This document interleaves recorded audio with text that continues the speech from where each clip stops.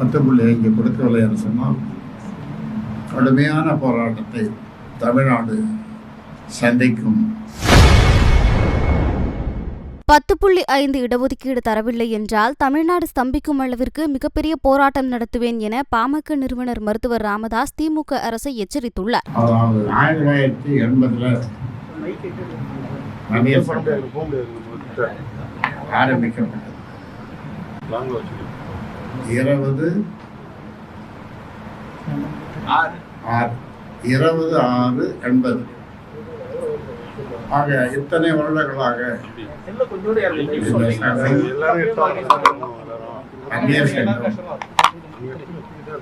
அந்நிய மக்களுக்காக தொடர்ந்து அவருடைய பிரச்சனைகளுக்காக பல்வேறு போராட்டங்கள்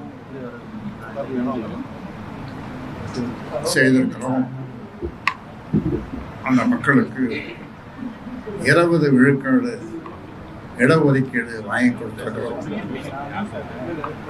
10.5 அந்த மக்களுக்கு கிடைப்பதற்கு நான் அந்த மாநாட்டிலே மாமல்லபுரம் மாநாட்டில் சொன்ன மாதிரி ஒரு கடுமையான போராட்டத்தை 10.5 கொடுக்கவில்லை என்று சொன்னால் கடுமையான போராட்டத்தை தமிழ்நாடு சந்திக்கும். அதனாலே அப்படி கடுமையான போராட்டத்தை நடக்காமல் செய்ய வேண்டியது அரசனுடைய கடமை. 10.5 அறிவித்துள்ளனர்.